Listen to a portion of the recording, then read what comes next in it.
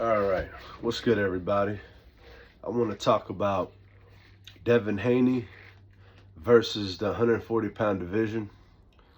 And what I mean by the 140-pound division, I mean all the top guys with a big name that's going to make money, right? That's what these fighters want. So I'm going to get right into it. So Devin Haney versus the 140-pound division. Now, the first thing I want to attack on is that there's a big channel that talks about Devin Haney's too big, or is he too big for 140 pounds?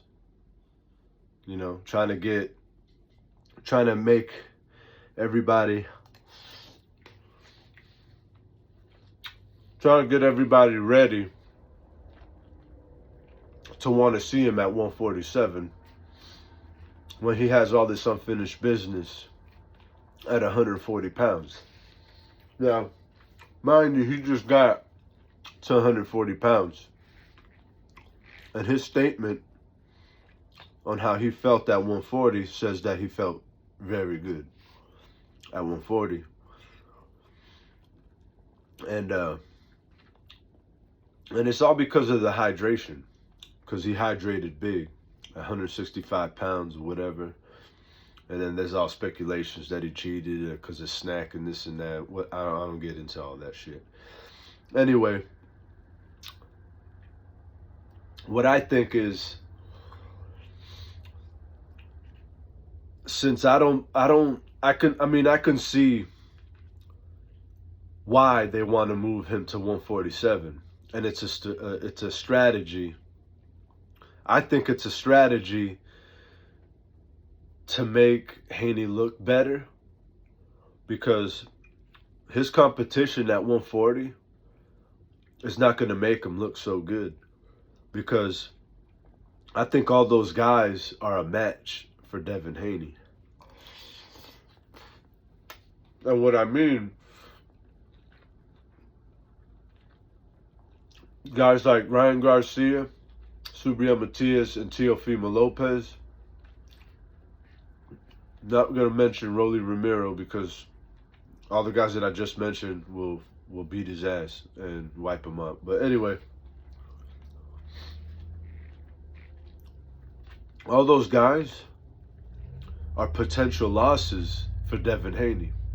Now, I know I'm going to get a lot of hate for just saying that, because I know there's a lot of Devin Haney fans. But y'all got to get off the sack, bro. You guys got to recognize Devin Haney's actual skill set. All right? Now, the first thing I like to say, his first fight at 140 pounds, he fought Regis Prograis and then beat him pretty much every round, right? Now, with me saying that, I believe Devin Haney should have got the TKO, at least the TKO. Because, let me tell you something. Devin Haney, the reason why he doesn't have power, the reason why Devin Haney does not have power is because of his technique. All right? He does not sit on his punches properly. He tries to, but he don't sit on his punches properly. And he does not snap. He has no pop in his punches. He doesn't, you know what I'm saying? I'm talking about that pop. That pop that comes from a, you know what I'm saying? I can't do it right now. I got food in my hands and shit, but it comes from here and it pops back. Bow.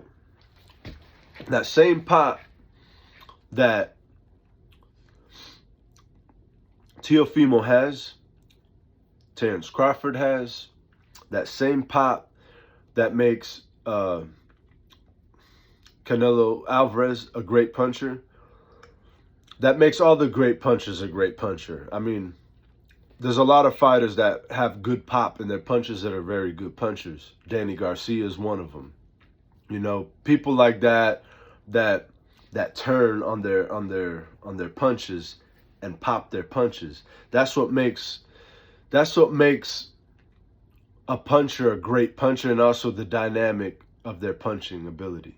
Like creating angles on their punching and all that creates a great puncher or a good puncher. On top of that, how he pops his punches, and obviously on how you sit on your punches and creating that pop. You know what I'm saying? Devin Haney just don't have that pop. He's not a great puncher, and he does not sit on his punches. All right? With me saying that is the reason why he couldn't get Prograis out of there. And I think he should have gotten Prograis out of there, based on his performance. You know what I mean? He should have got Prograis out of there. That should have been a TKO. If he couldn't knock him out, he couldn't really hurt him. I mean, he got momentarily, wobbled because he was off balance. You know what I'm saying? Excuse me. The knockdown came because Prograis was off balance, because of Prograis' footwork. Prograis don't have good footwork. All right? So foundation is another thing I always talk about. If you don't have a good foundation, which is your footwork, you're not going to have like really good power, which Prograis couldn't land a punch to begin with because of his footwork. He was never in a good position to land a punch. You know what I'm saying? Because Haney's very mobile. He moves around a lot, and keeps him off balance. All right?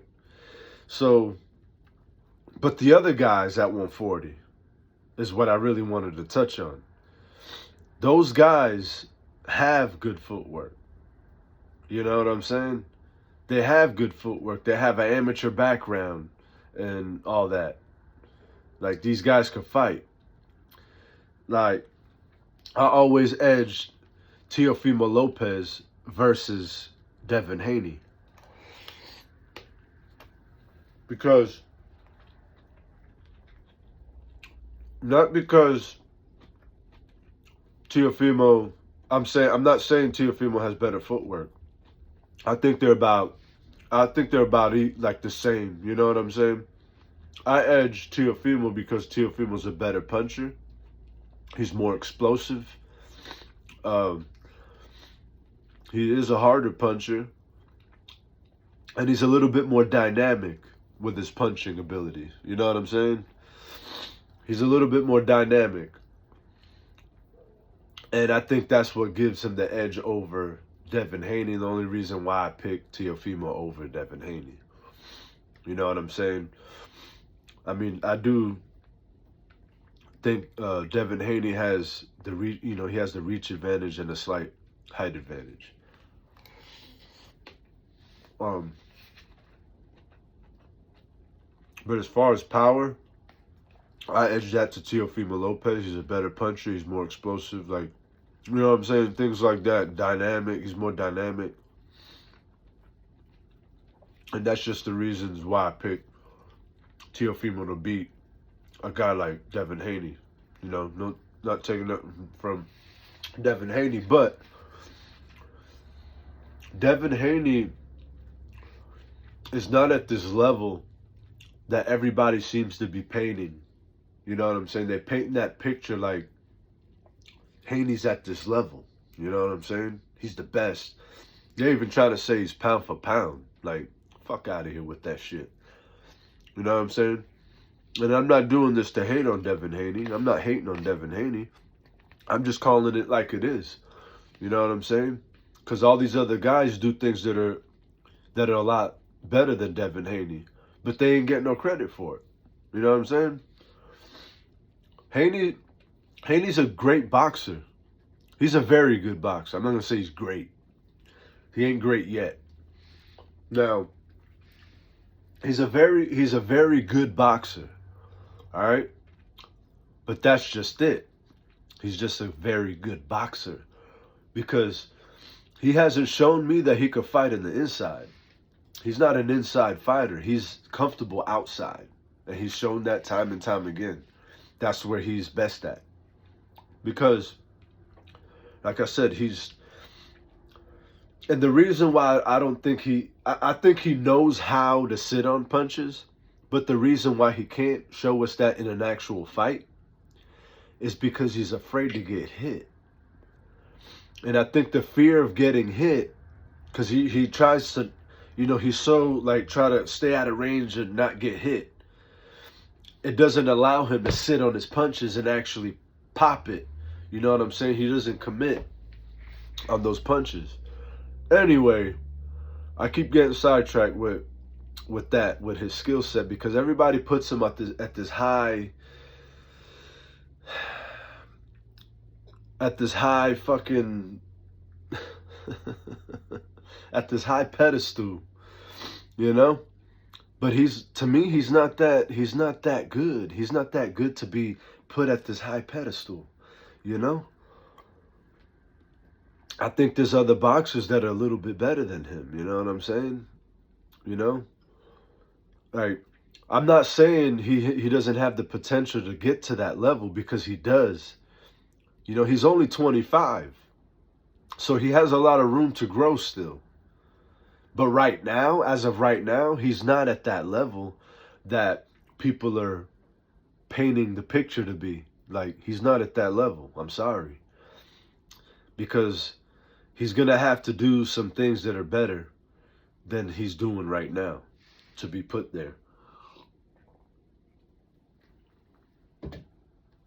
Or to be even talked about something like pound for pound.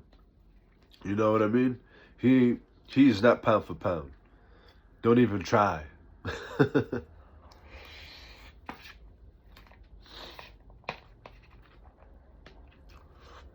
And then I feel like him and Ryan Garcia, which I know I think they're in negotiations to make that fight happen. Ryan's been calling him out, he's actually been pushing for this fight. Now that is a 50-50 fight. And if y'all think I'm crazy, when this fight gets made, you will see how good that fight is going to be. It's going to be a competitive fight. I mean, I have been wrong before, but I really believe that this fight, Devin Haney and Ryan Garcia, that is a 50-50 fight. Because I feel like they're about at the same level. You know what I'm saying?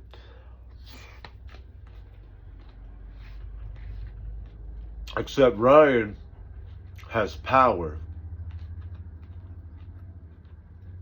And then Devin Haney has the edge to outpoint him, is my belief. But Ryan does have speed as well. I think that's a good. I think that's a good fight, man. I really do. I think that's a very good fight. I think it's about an even fight.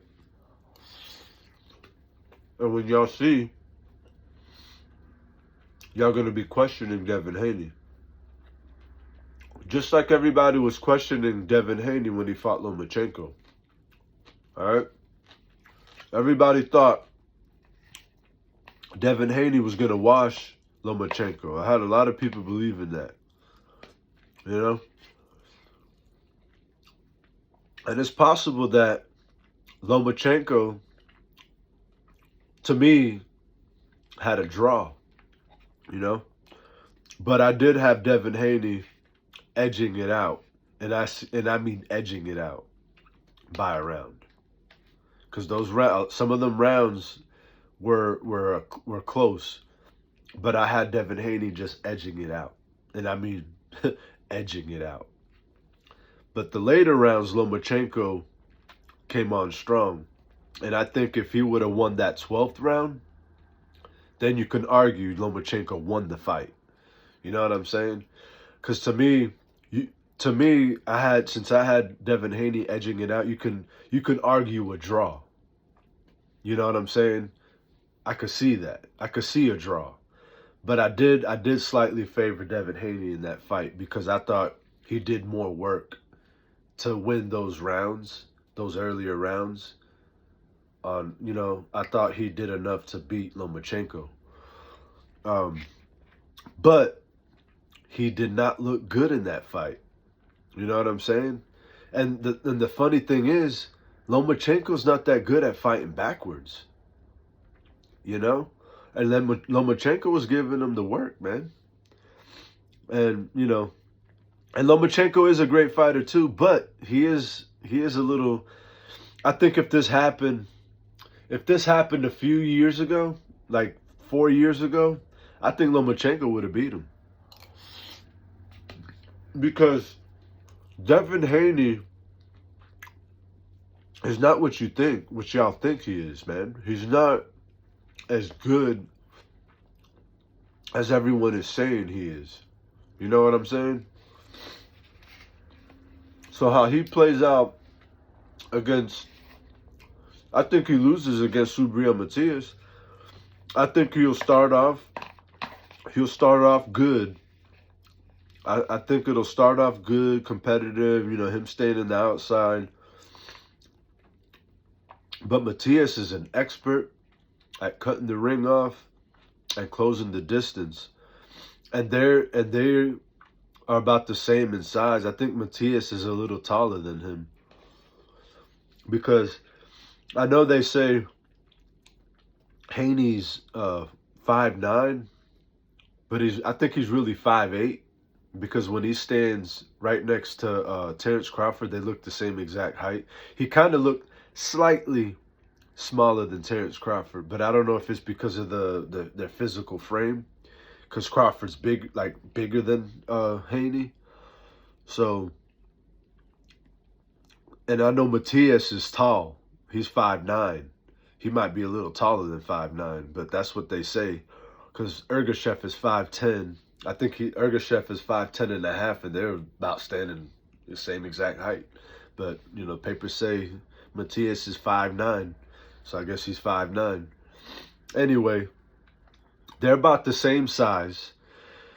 Matias is faster than what is given credit. I think his physical attributes, like his athleticism, he can match any of those guys.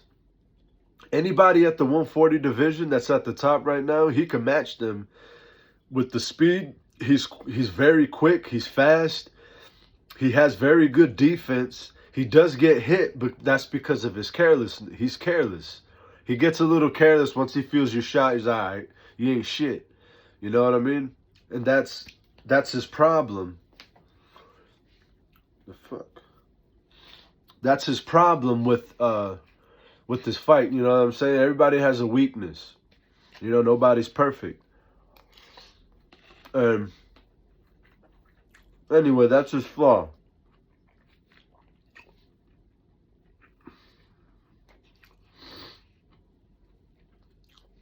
But the way I see him and Matias playing out, I see Matias getting in on him in the mid rounds.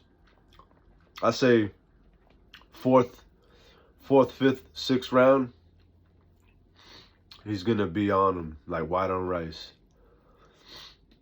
And Haney to me has to show me, like, it ain't gonna be it's gonna be a lot worse than when Lomachenko was putting hands on him, when Matias put his hands on him. Matias is deceptively fast. He's very fast. He's quick as fuck. And he can fight backwards. That's the thing y'all don't realize. Matias can box too. You know what I'm saying? But he'd rather go in there and beat your ass. And I know Haney he does not have the power to back Matias. He don't have the power to back Matias. And it's a 12 round. I will be surprised if Devin Haney stops Matias. But in all reality, he can't he can't. I don't think he can keep it up for 12 rounds. There's no way. Not with a guy like Matias. As strong. Matias is stronger. He's just as fast. He's got quick feet. That makes him dangerous, dude. He cuts off the ring better than a lot of dudes right now don't cut the ring off like Matias. You know what I'm saying? Nobody cuts the ring off. Nobody is as strong. Nobody's as durable as Matias, as quick as Matias. Matias is a very good puncher. He's a very good puncher. You know what I'm saying? His power, he's got it all. He's got it all enough to beat a guy like Devin Haney, who likes to stick in the outside. He's not even much of a mid-range fighter, but I mean, he's pretty good in the mid-distance, mid-range, but he's even better outside. That's his bread and butter, is fighting in the outside.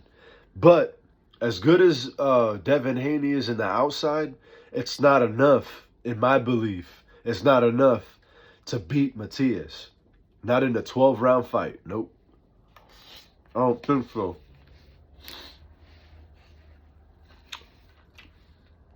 So, I think I already talked about him and Teofimo and then Ryan Garcia. I think him and Ryan Garcia is probably the best match, and why I think he's going after Ryan, or accepting Ryan for this to happen next. It makes more money. You know what I'm saying? So it makes sense. He's going to make more money fighting Ryan than probably Matias or Teofimo Lopez, which is kind of hard to believe because Matias right now has a lot of momentum. But if he, he's just going to keep gaining momentum, Matias. So maybe they can save Matias for last. I don't know. But I know as of right now, Teofimo Lopez is, I guess, in negotiations with Jermaine Ortiz. You know, they're trying to make that fight happen on February. So when that happens, maybe him and Matias are next in June. You know what I'm saying? How many months is that? March, April, May, June. That's 4 months of recovering. That's good enough, depending on how Teofimo Lopez looks. You know what I'm saying? If he doesn't take too much punishment, I think he could knock out Jermaine Ortiz. I think he might knock him out. And if he wins in dramatic fashion and like doesn't really take any punishment, I could see that fight happening in June. And Puerto Rican Day Parade in Madison Square Garden, which is probably what might happen next with Subriel Matias and Teofimo Lopez. If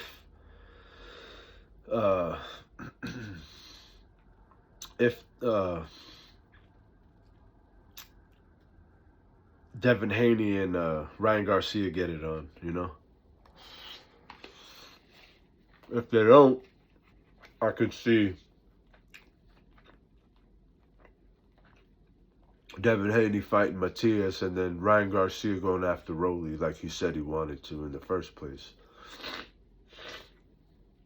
But if that don't happen, it'll play out Ryan Garcia versus Devin, Teofimo Lopez versus Jermaine Ortiz, and then Matias. I'm not sure what Matias is doing. I know he wants to recover. Maybe he could go after Rolly. Knock him out. I'll probably be a good, an exciting fight because he's gonna be swinging. Rolly Romero gonna be swinging, but I think Matias fucks him up. Matias will knock him out. I think that fight goes maybe six rounds. Something like that. 6 rounds. I would say 6 rounds if it does happen. But back to the main topic, which was Devin Haney. So that was my take on Devin Haney. I think he has too much competition at 140, and he wants to look less vulnerable. So he wants to jump to 147 and then possibly fight a Keith Thurman, you know? Because that's the only big fight, money fight, that I can see Devin Haney. Well, that's the only big fight available that I see that Devin Haney can make. He ain't got no chance against Boots, so don't even entertain that. That would be pretty stupid in his behalf, because Devin Haney ain't that good. He ain't on Boots' level. And with him trying to challenge Terrence Crawford is clout, because he ain't on Terrence Crawford's level. So